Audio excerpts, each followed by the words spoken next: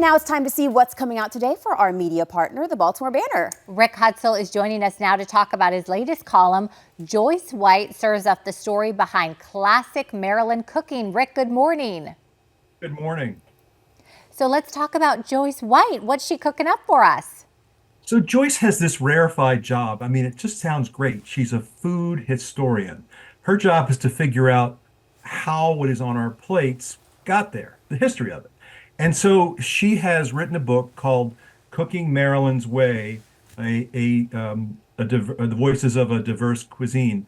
And it's a companion to a classic Maryland cookbook, Maryland's Way, the Ham and Harwood cookbook. It came out in 1963. And the people behind that made this immense effort to collect traditional Maryland recipes from around the state.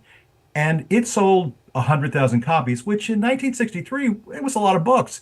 And so it really rescued a lot of things that probably would have landed in oblivion. What was missing and what Joyce has provided are the stories behind the recipes, how German, Jewish, African American, Native American, English, Irish, how all of these cooks contributed to what we consider Maryland food today. Wow. So what were some of the most interesting or noteworthy dishes? So, I mean, there's a lot in there. It has a lot of recipes, and she's cooked a lot of them. She hasn't cooked muskrat, but she's eaten it, so have I. Not my favorite. But, I was eating a piece of cornbread the other day, and I tried to think about it as Joyce White would. This was a dish that tribal people ate when English colonists arrived on the Chesapeake Bay.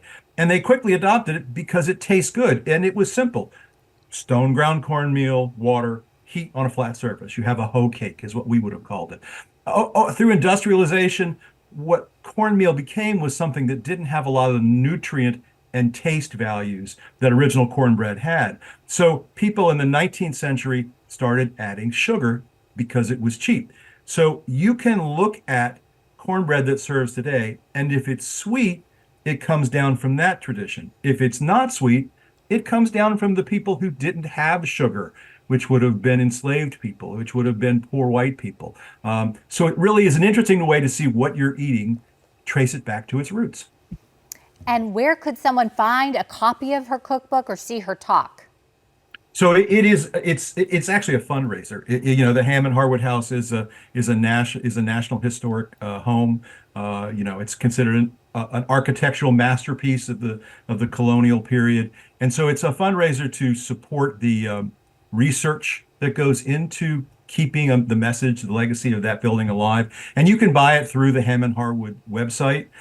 She is also going to be speaking tonight at the Peka House, another great Georgian masterpiece in Annapolis, at 5 p.m. And you can sign up for that at either the Historic Annapolis website or at her website, which is or the Ham and Harwood website. All right. Thank you so much for joining us, Rick. We appreciate it. Thank you. And if you'd like to learn more about this story and others from the Baltimore Banner, just head to thebaltimorebanner.com.